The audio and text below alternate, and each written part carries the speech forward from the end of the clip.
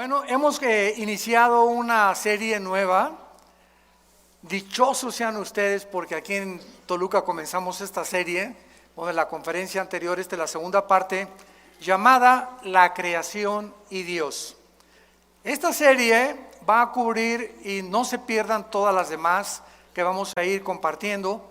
Se los digo sinceramente y con todo mi corazón, es una de las series más profundas que yo he compartido o que voy a compartir en las iglesias después de 41 años de ministerio. Tengo grabado casi todo el libro del Génesis, versículo por versículo, lo pueden pedir si no lo tienen disponible. Tenemos Números, Éxodo, he grabado todo el Apocalipsis, las 100 conferencias de Apocalipsis. Y en este estudio que quiero hacer de la creación de Dios, simplemente y únicamente vamos a estudiar los primeros 2 capítulos del Génesis.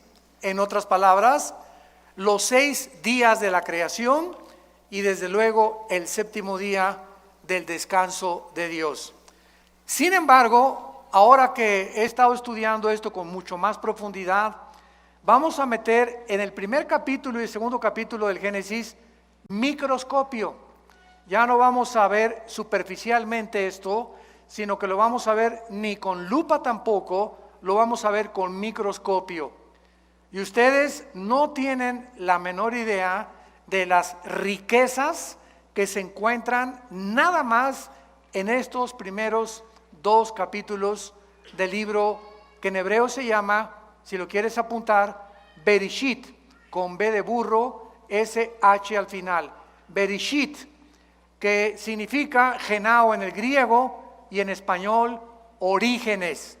Entonces la palabra genao, de donde viene la palabra género, y Génesis significa orígenes. Entonces el libro del Génesis es un libro que trata sobre los orígenes del universo, cómo comenzó la creación, de dónde venimos nosotros, cómo fue hecho el universo, si fue medido, qué cosa usó Dios para el universo, quiénes somos nosotros, hacia dónde nos dirigimos. Y en la primera conferencia, para hacer un resumen breve, vimos claramente que como el ser humano no tiene más que la ciencia y la brujería, el ser humano solamente tiene como recursos la ciencia para poder tratar de buscar y descubrir el origen del universo. Los científicos nunca lo podrán lograr, porque la ciencia es limitada y para que sea científico tiene que ser repetitivo, tiene que ser demostrado en un tubo de ensayo, en un laboratorio. La ciencia, los científicos observan los fenómenos, toman notas y lo tienen que comprobar. Entonces es imposible que por medios naturales, es imposible el ser humano pueda decir el universo comenzó de esta manera.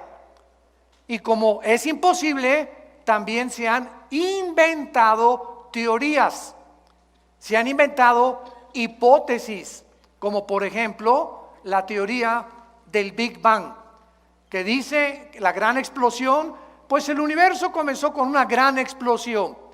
Y cuando comenzamos nosotros a pensar, a usar la mente que Dios nos ha dado, comenzamos a preguntarnos quién produjo esa explosión, porque la nada no produce nada. Entonces, si una explosión tuvo que tener un origen para esa explosión, ¿qué fue ese origen que originó la explosión? Número 1. Número 2, de acuerdo a las leyes de la física, la primera y la segunda ley de la termodinámica, establecen claramente, nada se crea ni se destruye, solo se transforma, y el universo se encuentra en un estado de corrupción, de descomposición, de cambio. El Sol está perdiendo millones de toneladas más a cada segundo. Tú estás envejeciendo celularmente, nuestro carro envejece, los edificios envejecen, el universo está envejeciendo. Hay millones de estrellas que ya han desaparecido, pero que nos sigue llegando la luz de esas estrellas, aunque ya desaparecieron. Esto lo establece la segunda ley de la termodinámica. Entonces, de acuerdo a las mismas leyes físicas, es imposible que el universo haya comenzado de la nada, porque la nada no produce nada. Entonces, encontramos que las mismas leyes físicas contradicen lo que se ha especulado que es y se considera una teoría. Otra de las contradicciones tan grandes que existen, ¿verdad?, es que pues nosotros, como no sabemos quién fue primero, hombre o mujer, cómo comenzó la raza humana, pues se inventó también el pobre Carlos Darwin. Yo de veras tengo compasión por Carlos Darwin. Me acuerdo cuando leí su famoso libro, El origen de las especies.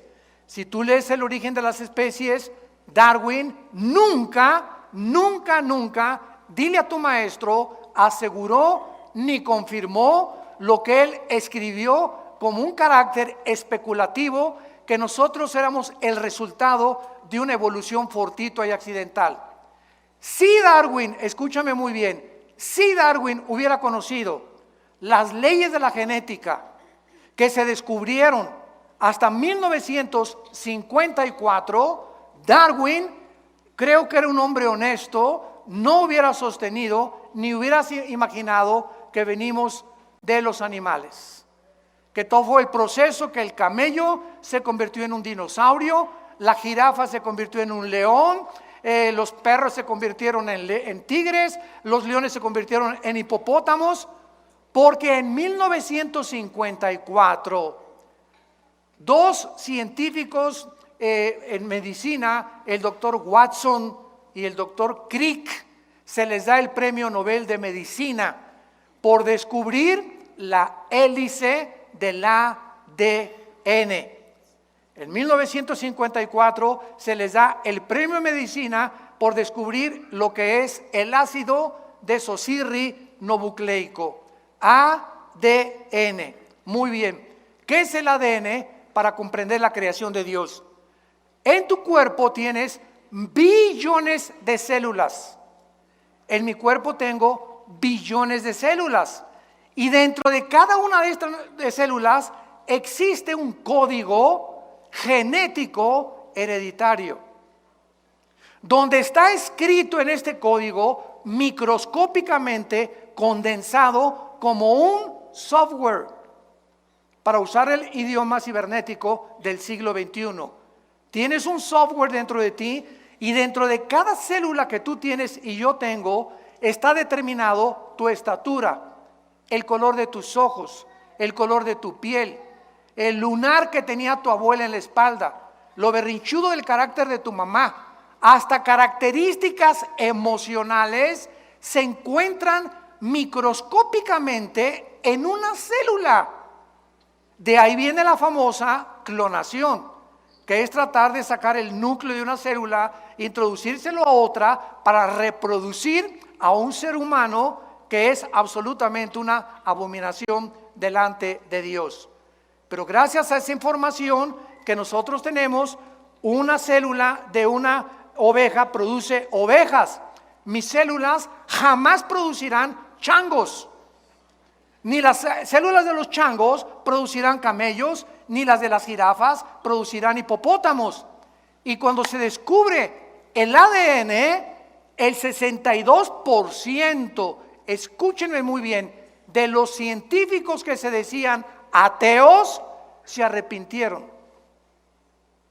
No estoy hablando del arrepentimiento bíblico de aceptar a Jesucristo. Se arrepintieron de decir, nos hemos equivocado, porque es imposible física, biológica y genéticamente que el ser humano sea el resultado de una evolución accidental y fortuita. ¿Por qué? Porque para que haya una evolución demostrada, tiene que haber el cambio de una mutación a otra mutación. Jamás se ha descubierto una mutación de un perro a un gato, ni ha habido un cambio en los genes, ni en el ADN de un perro para que sea un gato o para que sea un rinoceronte. Entonces, las leyes de la genética impiden la evolución. Las leyes de la termodinámica impiden la evolución. ¿Por qué? Porque la evolución dice que vamos de menos a más. Y la Biblia dice que vamos de más a menos. O sea, cada vez más nos degeneramos. Cada vez más el universo se descompone. No comenzó el universo de más a menos, sino comenzó de más a más, de menos a más, como dicen los evolucionistas. Entonces, y las leyes de la biología, los aminoácidos, si tú eres bióloga o biólogo, son los ladrillos de la vida. Y los aminoácidos impedirán, han impedido y siguen impidiendo la evolución.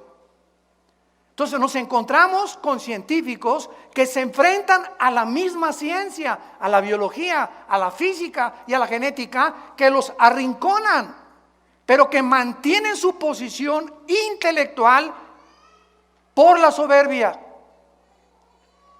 por no querer reconocer las mismas evidencias que la misma ciencia nos está ofreciendo, y Dios ha permitido que se descubran todas estas cosas científicas y tecnológicas para que el ser humano en el siglo que vivamos no tenga excusa de su ateísmo, de su escepticismo o de su ateísmo, ¿verdad? Porque ya un ateo no puede decir, como dijo Carlos Sagan, el astrónomo ateo del siglo XX cuando murió, es que si Dios nos diera más evidencias de que Él existe, yo creería en Dios. Por el amor de Dios, Carlos Sagan, no sabemos dónde se encuentra, ya se murió, pero por favor, la genética te demostró casi 50 años antes de que tú murieras que es imposible que el ser humano sea creado o el proceso de una evolución. Entonces, la ciencia pues no ha podido regresar y explicarnos eso. Y tenemos otro recurso secular, que es la brujería, el ocultismo, los magos, los astrólogos. Es que si yo soy Géminis, pues tú eres Virgo, no nos llevamos, y de alguna manera mis horóscopos me dicen que hoy no compro y no compro. Hemos llegado, teniendo una mente y una razón que Dios nos usó, que Dios nos dio para usarla, hemos llegado a comportarnos como seres irracionales. ¿Cómo es posible que siendo racionales lleguemos a creer que la luna y el sol y Júpiter y la posición de los astros determinen mi conducta? O sea, somos personas determinadas, no autodeterminadas, sujetos a la influencia de los astros. Imagínense a dónde hemos llegado diciendo que somos sabios, se han convertido en necios. ¿Y todo por qué? Porque estamos buscando de dónde venimos. Hay un propósito para vivir, hay una razón para vivir, realmente por qué existo, de dónde vengo. Otra de las más grandes abominaciones del siglo XXI es el famoso transgénero. ¿Qué dice la genética? Por el amor de Dios, vamos a cerrar la Biblia, vamos a las leyes de la biología, que las mujeres tienen 2 cromosomas XX, el hombre tiene XY. Cuando mi papá se reunió con mi mamá para parirme, el cromosoma Y de mi papá fertilizó el óvulo de mi mamá X y nací varón. Y todos los que somos varones tenemos un cromosoma que las mujeres no tienen. Y cuando tú eres mujer es porque tu papá, cuando tuvo relaciones con tu mamá, el cromosoma X de tu papá fertilizó el X de tu mamá y naciste mujer, naciste princesa y reina. ¿Cómo que no?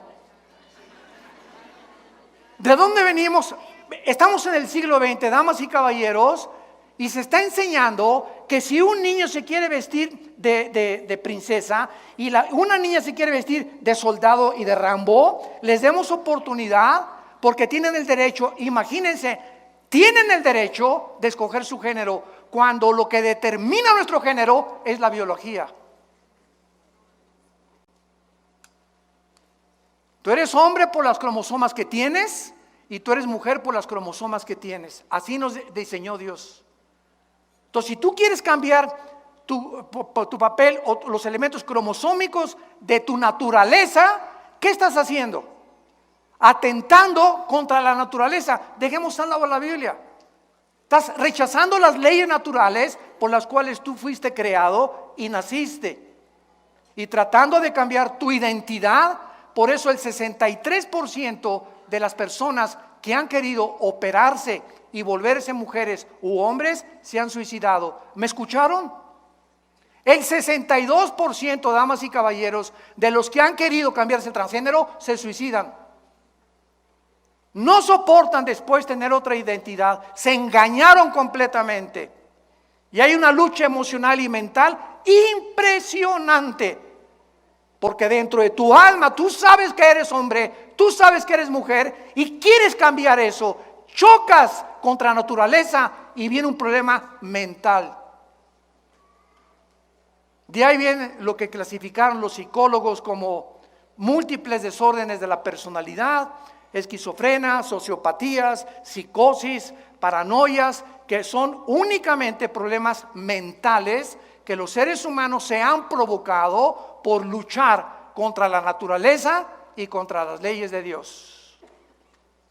Jesús vino a darnos vida y vida en abundancia. Jesús vino a alumbrarnos y a mostrarnos que no venimos de la nada, que fuimos creados a su imagen y semejanza, que somos agentes morales responsables de nuestras acciones y que si nosotros le escuchamos y le obedecemos, vamos a conocer el significado verdadero de vivir. Abran sus Biblias los que la traigan. En el libro de Job, capítulo 38, y vamos a ver nosotros que hace más de aproximadamente 5,000 años, porque el libro de Job es tan antiguo como el libro del Génesis. El libro de Job fue escrito en tiempos de los patriarcas. Y el libro de Job es el libro que contiene más evidencias científicas. No estamos hipotetizando ni especulando como el libro de Darwin. A lo mejor, chance y, no estoy seguro, puede que. Es un lenguaje que no es nada científico. El libro El origen de las especies, que te han lavado el cerebro en la universidad, estudiante que me escuchas, para decirte que es un libro científico. Tiene todo menos científico. Son solamente postulaciones, tesis que jamás se llegaron a comprobar ni se han comprobado.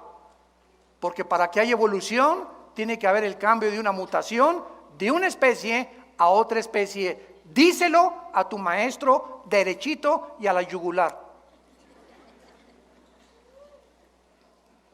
En Job capítulo 38, Dios le hace una pregunta a Job. Versículo 4, ¿dónde estabas tú cuando yo fundaba la tierra? Házmelo saber si tienes inteligencia. Esta pregunta ha quedado en el aire por más de casi ya 6,000 años que el ser humano tiene sobre este planeta. ¿Dónde estábamos cuando Dios fundaba la tierra? ¿Cuál sería la respuesta? Muy sencillo, no existíamos. Porque antes de que nosotros fuéramos creados, lo vamos a ir viendo con mucha profundidad, este planeta, la Tierra, ya estaba habitada antes que nosotros. No por seres humanos, sino por ángeles.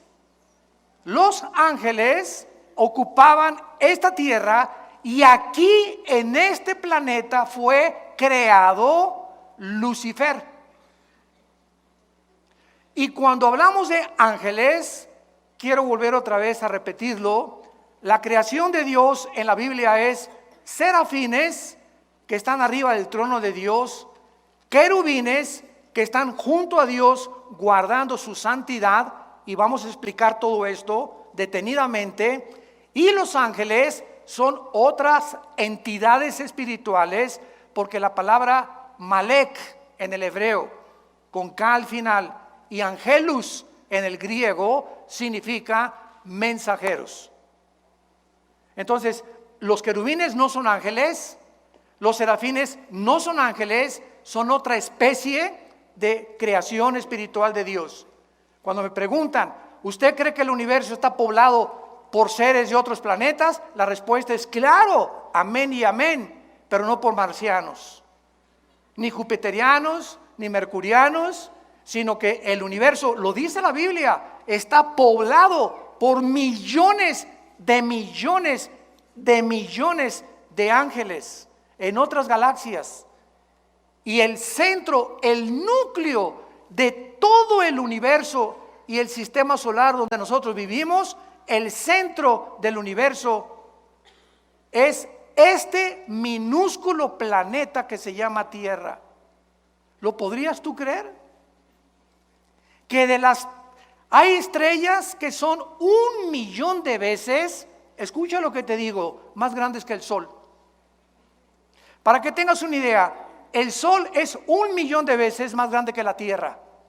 O sea, dentro del Sol cabrían 1.000.000 de planetas Tierra. Para que tengas idea de la grandeza del Sol. Y hay estrellas 1.000.000 de veces más grandes que el mismo Sol. Y la Tierra, este minúsculo y aparentemente inofensivo y completamente marginado planeta, de los más chiquitos que hay, ahí escogió Dios venir a tener el inicio de la creación, por lo cual la Biblia comienza en Génesis 1:1, en el principio Dios creó los cielos y Marte. ¿Dice eso? Dios creó los cielos y el objeto de la reflexión de Dios y el objeto a donde Dios nos quiere llevar es mostrarnos desde el principio de la Biblia que este planeta no solamente es especial, sino, escúchame bien, en los próximos años, este planeta, Dios que habita ahorita en el tercer cielo, va a bajar como cuando estuvo en el huerto del Edén. Adán y Eva caminaban con Dios en el huerto del Edén. Dios caminaba con ellos en el huerto del Edén. Dios como forma humana caminaba con ellos y platicaba con ellos. Y cuando vino el pecado, Dios nos dejó a nosotros, perdimos la espiritualidad y cuando recibimos a Cristo la recobramos. Pero este planeta, cuando Jesús venga, se convierte en el trono de Dios del universo. La ciudad de Jerusalén será la ciudad que Dios escogió en su soberanía, por lo cual Lucifer, Satanás, el adversario de Dios y de nuestras almas, está ocupadísimo en tratar de destruir a la nación de Israel.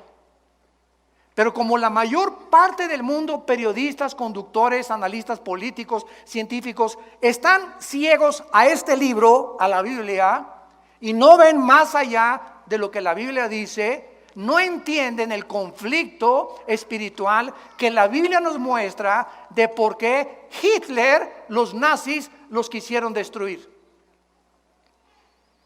Cuando los nazis teniendo guerra contra Rusia, contra José Stalin, Winston Churchill en Inglaterra y los americanos, Hitler se olvidó de Rusia, de Inglaterra y de Estados Unidos y se volvió contra un grupo étnico de judíos que no tenían armas, ni nación, ni ropa, ni dinero, con odio jarocho.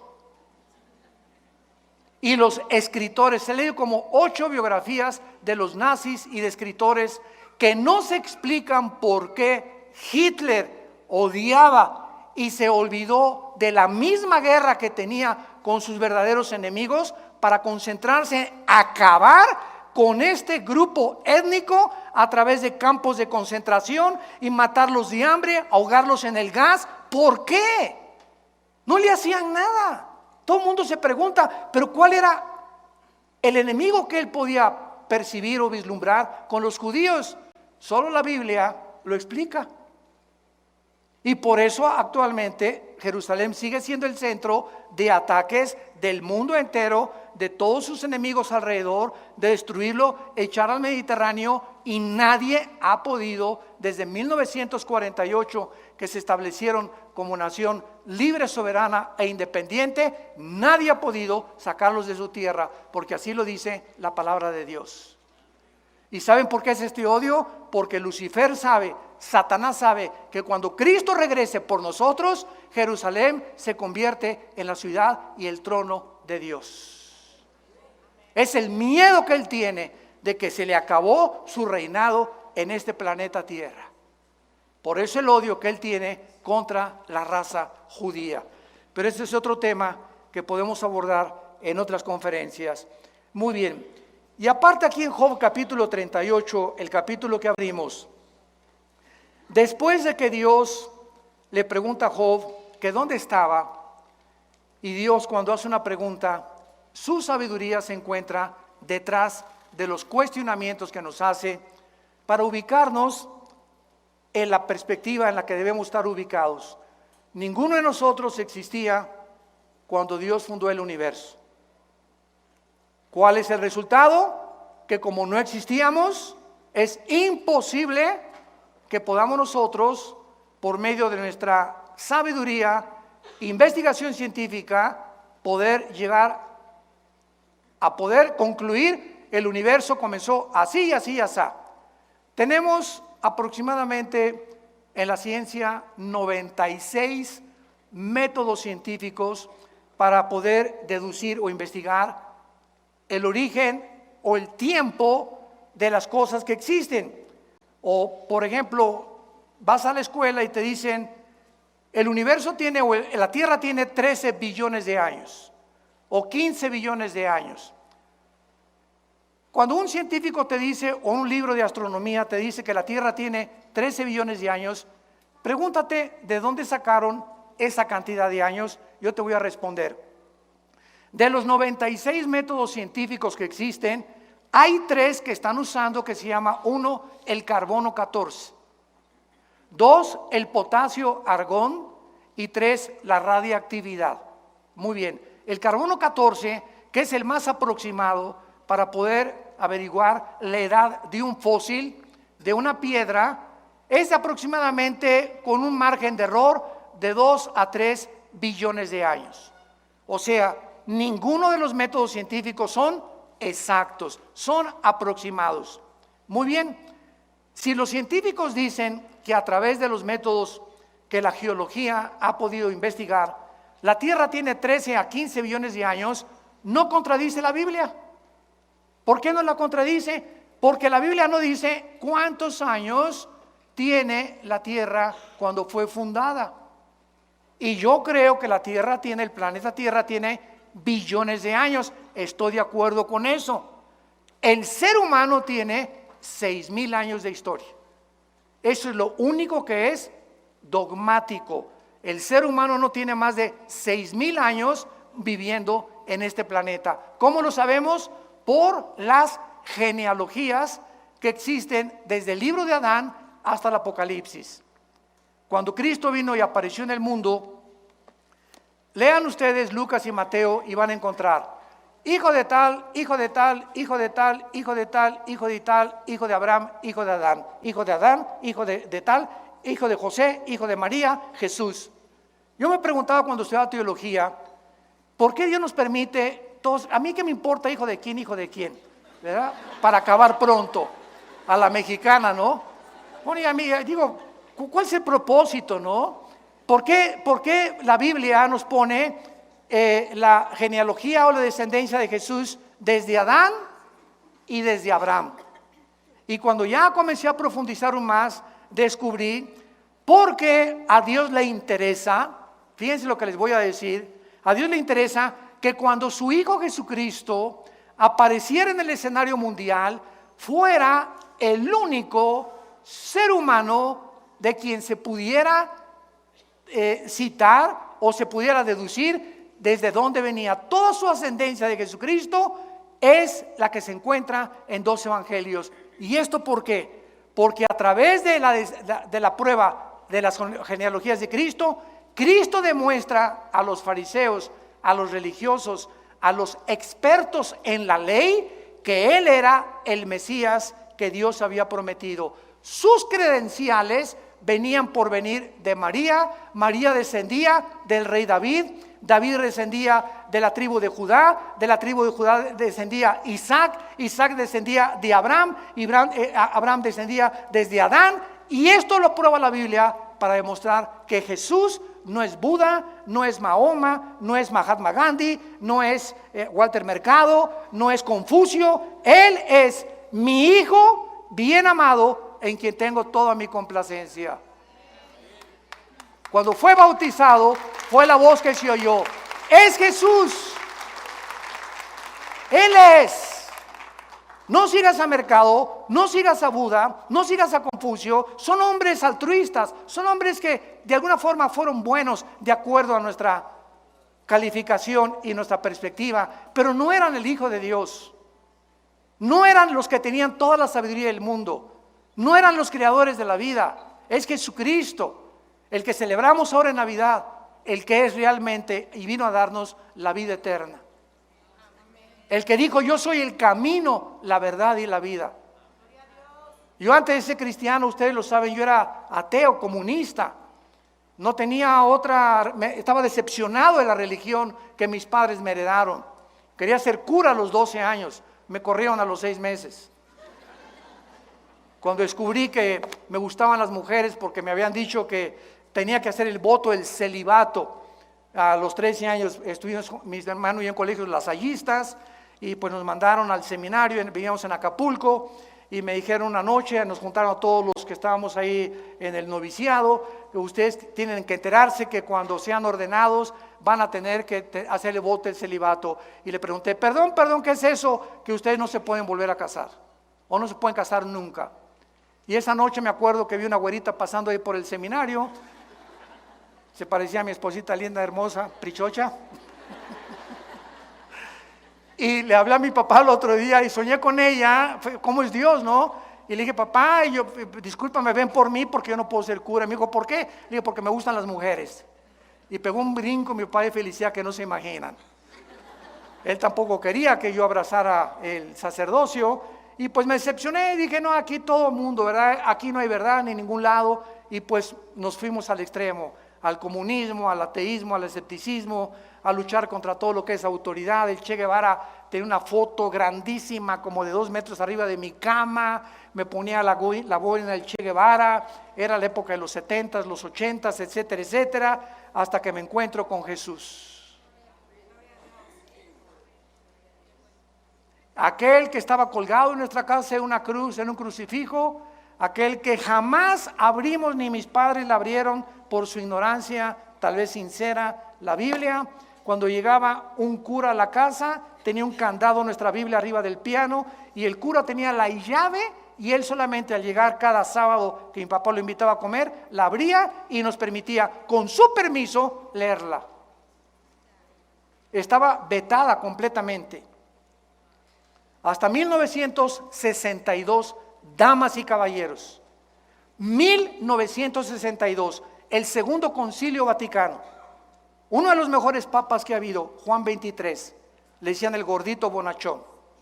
Juan XXIII, por primera vez desde el año 350 que Constantino cierra la Biblia y absorbe el cristianismo, hasta 1962, se le dio permiso al pueblo de leerla. ¿Virgen? ¿De dónde? No encuentro el nombre. Y Juan 23 abre la Biblia y Chihuahua, cuánto apache. Y manda Juan 23 quitar las estatuas de las iglesias, manda quitar el latín, porque era en latín en que se daba la iglesia. Tú entrabas, no sabías ni de qué se trataba la onda. Entrábamos, párense, siéntense, incienso, ahí está Dios, salió de Dios, viva Zapata. Porque nos enseñaron que Dios estaba confinado a ese edificio. Y entonces, ¿verdad? Pues es una ignorancia tremenda por desconocer la Biblia. Hasta que cuando mi hermano a mis 25 años me comenzó a hablar de Jesús y me dio el Evangelio de San Juan, no se imaginan, bueno, fue una revolución en mi vida, porque yo le pedía al Dios que yo no sabía que existía, sabía que si había alguien, yo quería saber quién eres tú, y le gritaba en las noches, ¿dónde estás? Si existes, dime quién eres tú, y voy a creer en ti. Y cuando mi hermano me dice, es Jesús el que tú estás buscando, y encontré el final de mi búsqueda, supe que había llegado al final de mi camino. Era el final de mi camino anterior y el principio de una nueva vida en Cristo Jesús. Muy bien. Dice aquí en el libro de Job que acabamos nosotros de abrir ahorita, que no solamente Dios hizo estas preguntas que no tienen respuesta desde la perspectiva humana, sino que también dice Dios y le pregunta, vean ustedes los signos de interrogación, versículo 5, Job 38. La segunda pregunta es, ¿quién ordenó sus medidas si lo sabes? ¿O quién extendió sobre ellas cordel? Esto es interesantísimo porque el planeta Tierra tiene peculiaridades que permiten y facilitan la vida humana y la vida de los animales, de los peces y de las aves, gracias a las medidas que tiene, a la distancia que tiene del Sol y al movimiento que tiene sobre su eje de rotación y de traslación alrededor del Sol. Escuchen esto, de acuerdo a los astrónomos y a los científicos, la Tierra tiene una inclinación exacta de 23 grados y medio. La Tierra tuviera 1 grado a la derecha, 1 grado a la izquierda, se congelarían los polos, no habría vida, no sería posible la vida. Al mismo tiempo la Tierra tiene un movimiento sobre su eje de 24 horas. Y al mismo tiempo que la Tierra gira uniformemente 24 horas, ahorita estamos moviendo, si no lo sentimos, por las fuerzas centrípetas y las fuerzas nucleares y las fuerzas que existen cósmicas, no sabemos que está moviéndose en la Tierra, pero estamos girando en la Tierra, se traslada alrededor del Sol en diferentes distancias. Esto hace la primavera, el verano, el otoño y el invierno. Mientras más lejos del Sol, invierno, más cerca del Sol, los veranos. Toda esta secuencia de estaciones de la distancia del Sol le hacen preguntarle a los astrofísicos y a los físicos matemáticos las siguientes preguntas. En la física hay una ley que se llama la ley de la velocidad y de la fuerza. ¿Qué quiero decir? Si yo tengo una canica ahorita y le hago a la canica así, le estoy aplicando una fuerza determinada. Esta fuerza que le aplica a la canica impulsa a la canica a que viaje determinada distancia, pero ¿qué pasa? Se tiene que parar, ¿correcto? Porque es la fuerza que le apliqué. La velocidad es proporcional a la fuerza que le apliqué. Agarras una flecha y le disparas a la flecha y le aplicas la fuerza del arco, la flecha sale ¡rum! Pero la flecha tiene que ser una parábola y caer, porque hasta ahí llegó la fuerza que el arco le aplicó. Aprietas una pistola y la pólvora hace que la bala salga disparada, no importa cuántos kilómetros, la bala tiene forzosamente que caer, porque es la fuerza que la pólvora le aplicó. Muy bien, si esta ley es constante y no puede ser violada, la pregunta a los físicos y a los astrofísicos es la siguiente: ¿quién le hizo así a la Tierra?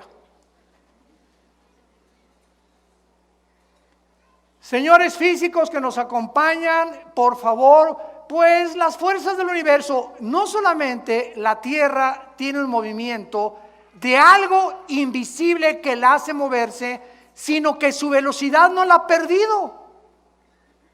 Esto viola la física.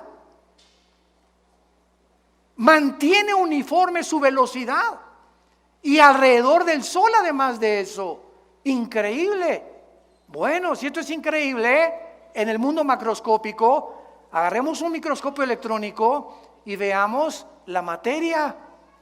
Y vamos a encontrar aquí en este púlpito y en un pedazo de madera y en cualquier cosa que tenga formados átomos, que en el mundo microscópico lo que hace la cohesión, yo puedo agarrar mi mano ahorita y le hago así y me la rompo, no la atravieso porque los átomos de mi mano son más gruesos que la composición atómica que tiene este vinil o este púlpito o el cemento o la forma de materia que quieras. Y encontramos electrones, protones, neutrones girando a una velocidad increíble en el mundo microscópico alrededor del átomo, y eso es lo que facilita la materia, la cohesión de la materia. ¿Quién les hizo así? A los átomos. Y a los electrones para que dieran otra vueltecita. Y a los neutrones para que giraran de esta manera alrededor del átomo. ¿Quién da esa velocidad? ¿Quién sostiene esto? Por el amor de Dios, Jesús, María y el borrito que los acompaña. Estamos tan ciegos al mundo y el universo que nos rodea, como dice el Salmo 14, el necio dice en su corazón, no hay Dios. Creemos que nosotros tenemos respuestas a todo. ¿Dónde estabas tú cuando Dios fundó el universo? Cabeza de chinche, cerebro de caracol que tenemos comparado con la grandeza del Dios de la Biblia. Y dice la Biblia, ¿quién ordenó sus medidas? ¿Quién extendió sobre ellas cordel? ¿Sobre qué están fundadas sus basas? Versículo 7, y aquí nos dice Job 38:7 que los ángeles ya vivían cuando Dios estaba formando la tierra, dándole sus medidas como un arquitecto soberano del universo, como el legislador cósmico de las leyes morales. Los ángeles ya estaban con él, viendo antes de que tú y que yo naciera, los ángeles ya existían. Cuando alababan las estrellas del alba y se regocijaban los hijos de Dios. La frase, Ben Elohim, Ben con B grande, Elohim, que se tradujo hijos de Dios, aparece solo 6 veces en el Antiguo Testamento, y las 6 veces se refiere a los ángeles. Los hijos de Dios antes del Nuevo Testamento no existían. Ahorita los hijos de Dios somos nosotros y tenemos una familia en el cielo que son los ángeles. Dios tiene 2 familias, la familia del cielo y la familia de la tierra, que somos la iglesia. Y algún día nosotros, increíble, 1 Corintios capítulo 6 del 3 al 4, nosotros vamos a juzgar a los ángeles que se rebelaron contra él y Lucifer en el día del juicio. Nosotros vamos a ser el gran jurado, pero también es otro tema que no vamos a tener tiempo de abordar. Muy bien, ahora bien, veamos esto. Dios, cuando creó el universo, lo creó con leyes físicas cósmicas. Gracias a que existen las leyes de la gravitación, las leyes termonucleares y las leyes de la termodinámica, gracias a que son leyes constantes, la ciencia puede existir. Si el Sol no tuviera el movimiento perfecto que tiene, ni la Tierra tampoco, ni la expansión del universo, ni lo que nos rodea, la ciencia no podría deducir nada. Pero como son leyes constantes, la ciencia existe y te pueden decir, va a haber un eclipse el año que entra, o va a haber un meteoro que se acerca a una velocidad dentro de 3 meses, o va a haber un eclipse de luna dentro de 4 meses, gracias a la uniformidad, a la afinación, a la inteligencia y a la sabiduría con que el universo fue creado. Muy bien, estas leyes cósmicas que existen en el universo solo existen en el universo. Sígueme con cuidado. Antes del universo, ¿dónde estaba Dios? Yo veo así mucho humo que sale por allá. Les dije que íbamos a darnos un banquete con esto. Eso es maravilloso. Ahí me emociona compartir todo esto. Todos estos tesoros tan preciosos de la Biblia. ¿Dónde estaba Dios antes del universo? La Biblia lo dice en Isaías 57:15. Él vivía en la eternidad. Vamos a ver, ¿qué es la eternidad? Vamos a pintar aquí algo invisible arriba de mis manos. Esto es la eternidad. Una dimensión desconocida. Muy bien. La eternidad no tiene tiempo. En la eternidad no existe el tiempo. No existe el pasado y el futuro, nada más el presente. Por eso Dios se revela en Éxodo 3, yo soy el que soy. El del presente nada más. En la eternidad no existe el tiempo como nosotros. Cuando Dios dice, en el principio Dios creó los cielos y la tierra, sígame con mucho cuidado, Dios en la eternidad mete un principio y un final que ya no pertenece a la eternidad, sino al primero, segundo y tercer cielo. Los tres cielos que menciona 2 Corintios 12, 2 y 3, no existían cuando Dios vivía en la eternidad, ni cuando Dios no había creado el universo. Era el Padre, el Hijo y el Espíritu Santo, nada más. Entonces, Dios inicia el universo con un tiempo. En el principio, cuando dice, en el principio Dios creó los cielos y la tierra, en ese principio vino a la existencia la materia, el tiempo y el espacio. Pertenecen al principio del tiempo y vamos a tener un final. Ahora bien, nosotros los seres humanos estamos encerrados en un universo de 4 dimensiones: alto, bajo, ancho. Y Alberto Einstein, 1943, concluye y postula su famosa fórmula E igual a mc al cuadrado, que significa la energía es igual a la masa por la velocidad de la luz al cuadrado, y se establece el tiempo física, astronómica y científicamente como la 4ª dimensión. Y ahora el mundo científico acepta que el tiempo forma parte de las 4 dimensiones donde tú y yo vivimos. Pero como Dios es eterno, Él está fuera del tiempo, ¿correcto? Él está fuera de nuestras dimensiones, porque estas 4 dimensiones no existen en la eternidad. Y esta es la razón por la cual este libro que tengo en mis manos, señores ateos, escépticos y agnósticos que nos visitan, este libro que tengo en mis manos es un libro hiperdimensional. ¿Qué quiere usted decir? Lean Apocalipsis. ¿Cuándo fue escrito Apocalipsis? ¿Hace 2000 años? ¿No? ¿Verdad? ¿O no? No se queden callados, échenme porras, hombre. No me dejen solo. Claro que sí, fue escrito hace 2000 años por el apóstol Juan. Y el apóstol Juan hace 2000 años es sacado de su cuerpo y trasladado en el tiempo 2000 años y escribe hace 2000 años lo que ya sucedió y lo que no ha sucedido. Juan escribe, y vi al anticristo, y vi al falso profeta, y cayeron las trompetas, y él escribe en el Apocalipsis todo como si ya hubiera sucedido, porque él lo vio. Pero al mismo tiempo, lo que él escribe antes y en el futuro, no ha sucedido en el presente. ¿Cómo te explicas eso? Esto es lo que significa la hiperdimensionalidad. Como Dios es y trasciende todo, para Dios 1000 años es un día es 1000 años para Dios. El tiempo para Dios no existe como existe para todos nosotros. Otro ejemplo, si tú fueras una mosca, ¿sabes cuánto tiempo vivirías? 24 horas.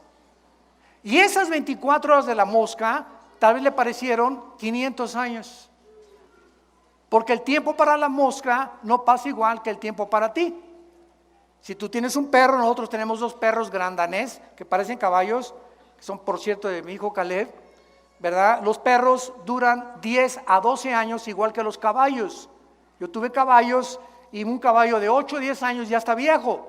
Entonces tenemos ahorita un gran danés de 6, 7 años que en equivalencia a la edad humana tiene como 60, 70 años de edad. ¿Por qué? Porque para los perros 7 años son 60 años y para nosotros, para la mosca, son 24 horas. ¿Me van siguiendo?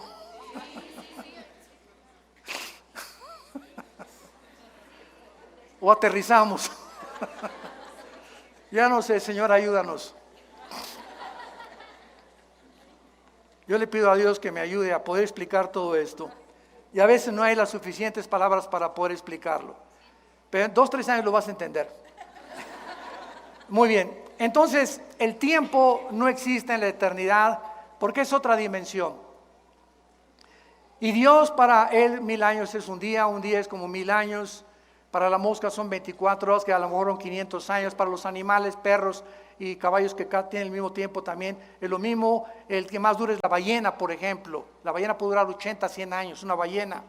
Entonces así todos los animales tienen su dimensión. Los peces en el agua tienen también su dimensión y ellos viven en una dimensión donde ellos no creen que existe nuestra dimensión y nosotros los estamos viendo todos los días. Y los peces completamente, ¿verdad?, inadvertidos, inconscientes de que hay otro mundo. Si se preguntara un pececito al otro, hola, ¿cómo estás? Y no hay, no, pues nada más aquí estamos nosotros. Y ahí viene la ballena, ahí viene el tiburón. Pero nunca se iban a imaginar que hay otra dimensión fuera del agua que somos nosotros y que los observamos. Así muchas veces nosotros somos como los peces que estamos en un mundo cerrado y tenemos gente que nos está observando, que son los ángeles. Dice 1 Pedro capítulo 1 que los ángeles se asoman desde la dimensión donde están viéndonos y aprendiendo la multiforme, dice Efesios 3, la multiforme gracia y sabiduría de Dios. Los mismos ángeles están aprendiendo de todos nosotros. Y yo quiero solamente terminar con esto y recordarte que cuando Dios nos da vida, al aceptar a su Hijo Jesucristo, ¿qué clase de vida nos da? Vida eterna o vida temporal. No, ¿verdad? Ok, ahora entiendes que cuando Jesús dice, en mí está la vida y esta es la vida eterna, que te conozcan a ti, Juan 17:3, me está diciendo que cuando yo recibo a Jesucristo, recibo una vida que yo no tenía antes de nacer. Tenía la vida física, biológica, y mueres, te vas a la tumba o al cielo, al infierno. Pero ya vivos, nosotros, los hijos y las hijas de Dios, ya estamos en la eternidad. Ya estamos en la eternidad. Efesios 2, ya estamos sentados con Cristo. Espérame tantito, ¿cómo que sentados con Cristo? Si aquí estoy, aquí en Metepec. ¿Cómo está eso? Romanos capítulo 6, porque no sabes que los que hemos sido bautizados en Cristo hemos sido bautizados en su muerte, en su entierro y en su resurrección. La Biblia nos dice que cuando Cristo murió, estábamos con Él. Estábamos con Él, pues yo nací hace poco, ¿cómo que estábamos con Él?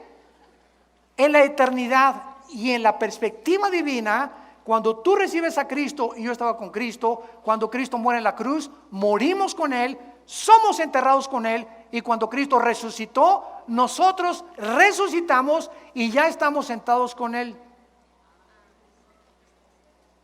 ¿Capiche? En otras palabras, tenemos los cristianos la posición que tenemos en el cielo y la posición experimental. Experimentalmente estamos en un mundo, estamos sufriendo, avanzando hacia el futuro. Un futuro que ya está escrito. Un futuro donde Jesús dice: yo soy el alfa y el omega. Un futuro donde ya se nos garantiza que vamos a llegar y que vamos a reinar con Él. Y mientras yo tenga esta capacidad de poder entender esto, voy a motivarme a ser fiel hasta la muerte.